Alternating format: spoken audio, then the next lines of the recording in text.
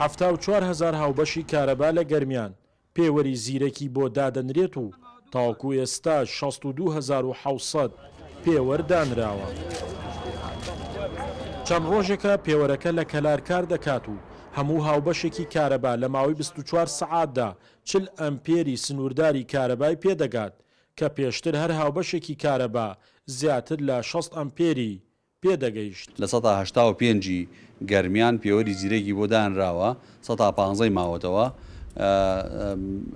ئێمە ئەم پرۆژەیە جێگای دڵخۆشی هەم وزارەتی کارەبا و هەم ئێمەیە هیوادارین خەڵکیش سوودێکی باشی لێ ببینێ چونکە ئەم پێوەرە لە دوورەوە وەرگرتنی داتاکان لە ڕێگای سیمکارتێکەوە لە دوورەوە ئەتوانین داتای بۆ بنێرین ئەتوانین داتای لێوەربگرین. کەوتنەکاری پێوەری زیرەک سەعاتەکانی پێدانی کارەبا لە گەرمیان لە 16 سەعاتەوە بەرز دەکاتەوە بۆ 20 سەعات بەمەش گۆڕانکاری لە باشبوونی دۆخی کارەبا دروست دەبێت. دەمێکە چاوەڕێی ئەم قۆناغا ئەکەین کە دوو پرۆسەی گرنگ جێبەجێ ئەکرێ.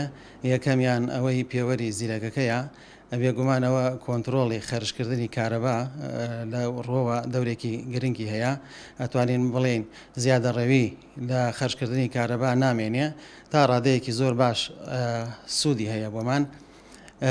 دووەم خاڵ ئەوەیەکەوە ئەو ویستگەیەی گوندی حەسیرە کەوا لەم ڕۆژانە پشت بەخوا ئەکەوێتە کار. ساڵانێکە لە هەرێمی کوردستان گرفتی کارەبا یەخەی بە خەڵک گرتووە و بەرپرسانی کەرتی کارەباش دانانی پێوەری زیرەک با ڕێگای دەرباز بوون لەو گرفتە دەزانن.